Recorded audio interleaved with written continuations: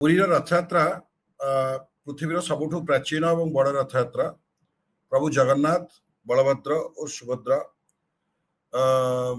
ମା ସୁଭଦ୍ରା ତାଙ୍କ ମାଉସୀଙ୍କ ଘରକୁ ଯାଆନ୍ତି। ଏହା ଆମର ପରମ୍ପରା।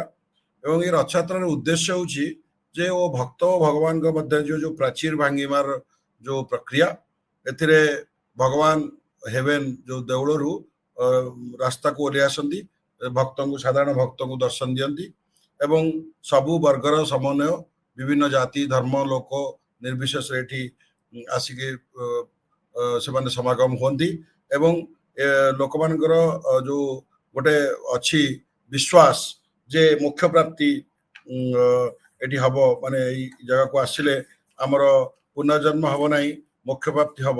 ଏଇଟା ହଉଛି ସବୁଠୁ ବଡ଼ ଗୋଟେ ଉପଲବ୍ଧି। ଯେ ଆମର ଅଛି ପପୁଲାର ଆମର ଯୋଉ ଶ୍ଲୋକ ଅଛି, ରଥେତୁ ବାମନାମ ଦୃଶ୍ୟ ପୁନର୍ଜନ୍ମ ନ ବିଦ୍ୟତେ। ତ ଏଇ ଯୋଉ ମୋକ୍ଷ ପ୍ରାପ୍ତିର ଯୋଉ ସୁଯୋଗ, ପାପକୁ ନାଶ କରିବା ପାଇଁ ଅନେକ ଲୋକ ଏଠି ରଥଯାତ୍ରାକୁ ଆସନ୍ତି। ଏବଂ ଏଇ ଯୋଉ ରଥଯାତ୍ରା ଏବଂ ମହାକୁମ୍ଭ ଏଇଭଳି ଯୋଉ ବହୁତ ବଡ଼ ବଡ଼ ସ୍ପିରିଚୁଆଲ ଇଭେଣ୍ଟ ହୁଏ, ସେ ଇଭେଣ୍ଟରେ ଗୋଟେ ବହୁତ ସୁଯୋଗ ରହିଛି ଗୋଟେ ଇଲାକାର ରାଜ୍ୟର ପର୍ଯ୍ୟଟନ ଶିଳ୍ପର ବିକାଶ, ଅର୍ଥନୈତିକ ଅଭିବୃଦ୍ଧି ପାଇଁ। ଆପଣ ଜାଣି ଖୁସି ହେବେ ଯେ ମହାକୁମ୍ଭରେ ଏଇ ବର୍ଷ ଯୋଉ ମହାକୁମ୍ଭ ହେଇଥିଲା, ଯେ ମହାକୁମ୍ଭରେ 40ରୁ 45 କୋଟି ଲୋକଙ୍କର ସମାଗମ ହେଇଥିଲା ଏବଂ ଏହା ଦ୍ୱାରା ଅର୍ଥନୈତିକ ବିକାଶ ପାଇଁ 0.8% ଜିଡିପି ଗ୍ରୋଥ, ଇଣ୍ଡିଆର ଜିଡିପିକୁ ଗ୍ରୋଥ କରିବା ପାଇଁ ସହାୟକ ହେଇଥିଲା।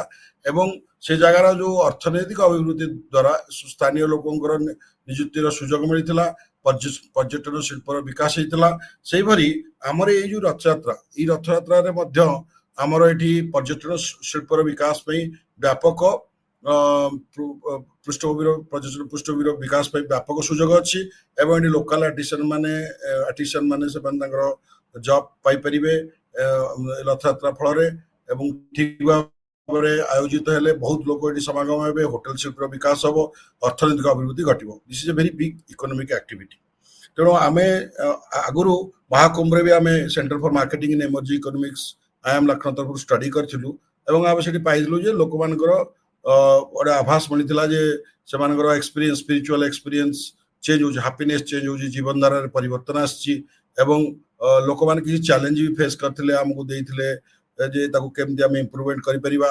ଏବଂ ମହାକୁମ୍ଭରେ ସବୁଠୁ ବଡ଼ ଜିନିଷ ଆମେ ଦେଖିଲୁ, ଲୋକମାନଙ୍କର ଯୋଉ ଆସିବାର ଉଦ୍ଦେଶ୍ୟ ବି ପୁରୁଣା ଯୋଉ ଖାଲି ସ୍ପିରିଚୁଆଲ ଥିଲା, ଏବେ ଅନ୍ୟ ଜିନିଷ ବି ଲୋକଙ୍କର ଅଛି। ବହୁତ ନୂଆ ନୂଆ କଥା ଆମ ଲୋକଲୋଚନକୁ ଆସିଲା ଏବଂ ବର୍ତ୍ତମାନ ଆମେ ଯୋଉ centre for marketing in emerging economics IIM Lucknow ଏବଂ ମହାକୁମ୍ଭ, ଏଇ ଯୋଉ ମହାକୁମ୍ଭରେ ଯେମିତି ଷ୍ଟଡି କରିଥିଲୁ, ଏ ବର୍ତ୍ତମାନ ନ୍ୟୁଜ ରୁମ୍ ସାଙ୍ଗରେ ମିଶିକିରି ରଥଯାତ୍ରାରେ ଲୋକମାନଙ୍କର ଯୋଉ ଆସୁଛନ୍ତି, ଏତେ ବଡ଼ ଲୋକଙ୍କର ସମାଗମ ହେଇଛି ଭକ୍ତମାନଙ୍କର, ସେମାନଙ୍କର ଯୋଉ ଅନୁଭୂତି, ରଥଯାତ୍ରାକୁ ନେଇକି ତାଙ୍କର ଅନୁଭବ, ଅନୁଭୂତି ଓ ଉଦ୍ଦେଶ୍ୟକୁ ଅଧ୍ୟୟନ କରିବା ପାଇଁ ଚେଷ୍ଟା କରୁଛୁ ଏବଂ ଏହି ଅଧ୍ୟୟନ ଦ୍ୱାରା ଆମେ ଯୋଉ ନିଷ୍କର୍ଷ ପାଇବୁ, ଯୋଉ ଆମେ ରେଜଲ୍ଟ ପାଇବୁ, ତାହା ଆଗାମୀ ଦିନରେ କେମିତି ରଥଯାତ୍ରାକୁ ଆହୁରି ଭଲ ଭାବରେ ପରିଚାଳିତ, ଏଇ ବର୍ଷ ବି ରଥଯାତ୍ରା ବହୁତ ଭଲ ଭାବରେ ପରିଚାଳିତ ହେଇଛି, ଆହୁରି ଭଲ ଭାବରେ ପରିଚାଳିତ କରିବା ପାଇଁ ଆମେ କିଛି ଇମ୍ପୋର୍ଟାଣ୍ଟ ଇନଫର୍ମେସନ ପାଇବୁ ଏବଂ ଏହା ଦ୍ୱାରା ଓଡ଼ିଶାର ସାମଗ୍ରିକ ଅର୍ଥନୈତିକ ଅଭିବୃଦ୍ଧି, ପର୍ଯ୍ୟଟନ ଶିଳ୍ପର ଅଭିବୃଦ୍ଧି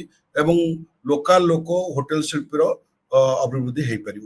ତେଣୁ ମୁଁ ଆପଣମାନଙ୍କୁ ଅନୁରୋଧ କରୁଛି, ଆପଣମାନେ ବହୁ ସଂଖ୍ୟାରେ ଏଇ ଯୋଉ ଆମେ ଷ୍ଟଡି କରୁଛୁ, ଆପଣଙ୍କର ଏକ୍ସପିରିଏନ୍ସ, ସେୟାର ୟୁର ଏକ୍ସପିରିଏନ୍ସ ଫର ରଥଯାତ୍ରା, ସେଥିରେ ମାନେ କ୍ଲିକ୍ କରି ଆପଣ ଯୋଉ ଆମେ ଲିଙ୍କ ଦେଇଛୁ, ସେ ଲିଙ୍କରେ କ୍ଲିକ୍ କରି ବହୁ ସଂଖ୍ୟାରେ ଆପଣ ଇଏ ସର୍ଭେରେ ପାର୍ଟିସିପେଟ୍ କରନ୍ତୁ। ଏହା ଦ୍ୱାରା ଯୋଉ ଆପଣମାନଙ୍କ ଏବଂ ଆପଣଙ୍କର ଯୋଉ ଅନୁଭୂତି, ଆପଣ ରଥଯାତ୍ରାକୁ ଆସିବା ଦ୍ୱାରା କାହିଁକି ଆସିଥିଲେ ଏବଂ ଆପଣ ଆସିବା ଦ୍ୱାରା ଆପଣଙ୍କର କ'ଣ ଜୀବନଧାରାରେ ପରିବର୍ତ୍ତନ ହେଇଛି, ମେଣ୍ଟାଲ ପିସ୍ କେସେ ଡେଭଲପମେଣ୍ଟ ହେଇଛି, ଏ ବିଷୟରେ ଆପଣ ଖୋଲାଖୋଲି ଭାବରେ ଆଲୋଚନା କରନ୍ତୁ ଏବଂ ଆମକୁ ରେକମେଣ୍ଡେସନ ଦିଅନ୍ତୁ ଆହୁରି ରଥଯାତ୍ରାକୁ ଭଲ ଭାବରେ ପରିଚାଳନା କେମିତି କରାଯାଇ ପାରିବ ଆଉ ଆହୁରି ବହୁ ସଂଖ୍ୟାର ଲୋକ କେମିତି ଆସିବେ, ସେ ବିଷୟରେ ଆପଣମାନଙ୍କର ନିର୍ଦ୍ଦିଷ୍ଟ ମତାମତ ପାଇଁ ଆମେ ଆପଣଙ୍କୁ ଅନୁରୋଧ କରୁଛୁ। ଧନ୍ୟବାଦ।